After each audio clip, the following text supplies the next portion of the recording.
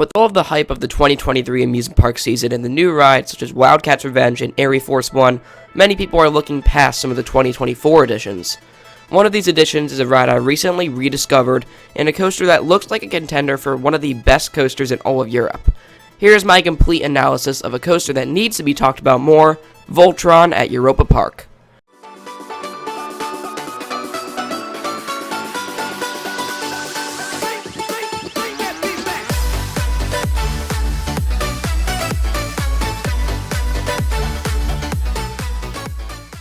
Let's start with the background of the coaster. As most of you should know, Europa Park has often been voted the best theme park in the world and is located in Rust, Germany, very close to the border with France near Strasbourg. Every section in Europa Park is themed to a different European country, and most of the rides in the park are built by Mach Rides. This park is owned and operated by Mach Rides and is their testing ground. So this new coaster is going to be an upscaled version of the Mach Rides Big Dipper. For those unfamiliar with Lost Gravity and Dynamite, the other two Big Dippers in operation, these rides are similar to Gerstlauer Eurofighters but with tighter trains. However, this new Big Dipper will include two launches, one of them being a multi-pass and the other being a vertical launch. Also, because this ride is much larger and will be at one of the busiest parks in all of Europe, it'll consist of much larger trains, double the length of the original 8-passenger Big Dipper trains. Also, Voltron will be located in a brand new Croatia-themed section of the park. The reason for the electricity theming, which is great for a launch coaster, is because Nikola Tesla was born in Croatia. Knowing Europa Park, Voltron will be a very heavily themed coaster, which will really take the rider and guests of the area to another world. This new section will be located near the current Russian section, evident by Euromir on the plans of the attraction. It is unknown the length, height, or speed of the ride. However, almost all of the elements are confirmed, except some with some shaping predictions. Thanks to Swiss coaster enthusiasts for the footage found of this concept rendering. This was the best one out there to show the actual ride. Let's jump into the layout. Voltron begins by dispatching nearest to the Croatian area and taking a left-hand turn into a traditional Europa Park pre-show. Europa Park is one of, if not the best themed park in the world, so a pre-show is almost guaranteed for the beginning of the ride. Suddenly, the ride accelerates forward for a brief section until the train rises upwards, still accelerating. This vertical launch will bring the train up into an inversion, a small loop that inverts the train and then brings it back in the same direction. It's important to note that this whole layout is an out and back style layout, with some twists involved. The second inversion, a downward barrel roll, swiftly follows the loop. This barrel roll looks like an extremely whippy and intense inversion.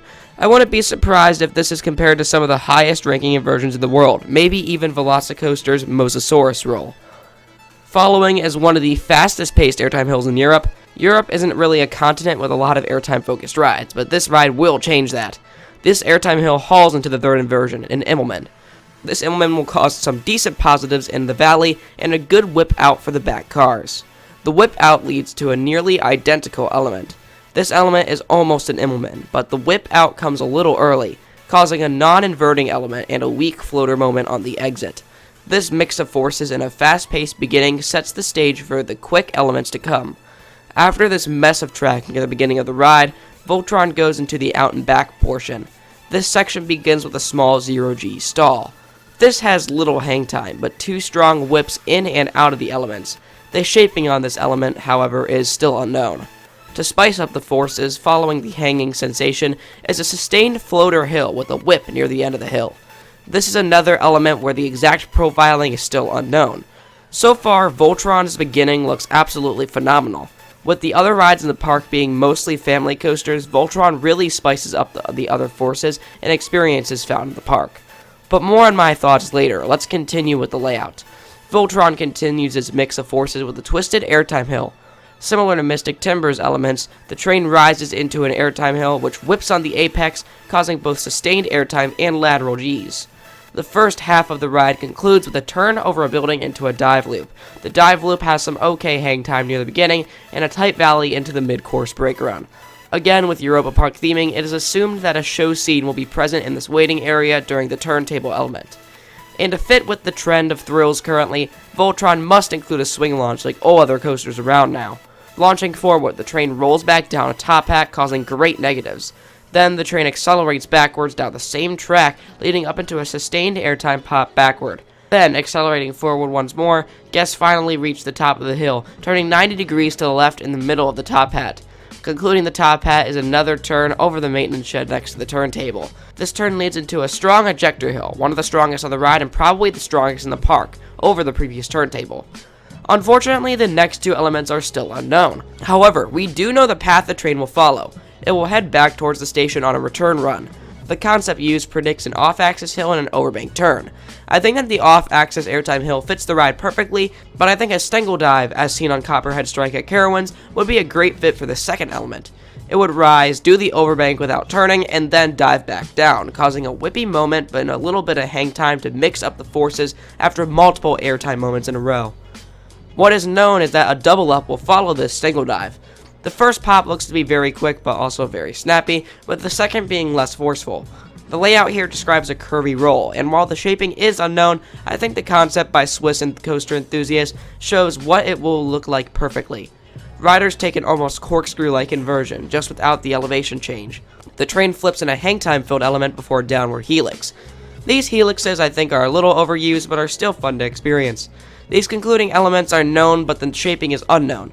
The first is an S-bend, which could be a hill or could not. I think a hill would fit the pacing of the ride more than a regular S-bend would, and it would also be a great and forceful moment to start the finale off well. Following is a turn, and I also think an overbank is a great fit here. A confirmed corkscrew, the seventh inversion on the ride, making it by far the most in the park, is the penultimate element. However, unlike Blue Fire's concluding inversion, this one is nowhere near as whippy. This then leads into the brake run of the ride, with an airtime hill being possible. This concludes the layout of the incredible Voltron.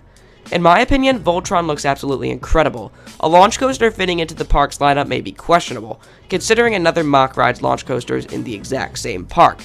However, these two rides are very, very different. Blue Fire is a more graceful launch coaster focused on scenery, drawn-out elements, and turns, making it a ride for the general public. Wodan was really the only ride in the park for coaster enthusiasts along with Silver Star, a B&M hyper that has mixed reviews among enthusiasts. Voltron can easily solidify itself as the top coaster at Europa Park for multiple reasons. It fits enthusiast likings and it fits the current trend of coasters. The trend of coasters right now is launches, specifically swing launches, and whippy mixes of forces. There is so much variety on Voltron with whippy inversions, slow inversions, whippy airtime moments, sustained airtime moments, and a backward section. Voltron really can't go wrong. However, I do think that the end of the ride is a little bit disappointing. The slow roll ending causes the ride to lose a lot of steam near the end, instead of flying into the brakes leaving riders breathless. This is why I think the first half is a lot better than the second. The first half has the strongest forces of the coaster and also the unique vertical launch. However, even the weaker second half will still provide great forces, especially that swing launch. And I think Europa Park with Voltron has a real winner on their hands. I can't wait to get to Europe hopefully soon and experience this for myself. Thank you so much for watching this video. If you enjoyed, make sure to leave a like and subscribe. Comment what you think of Voltron and have a great rest of your day.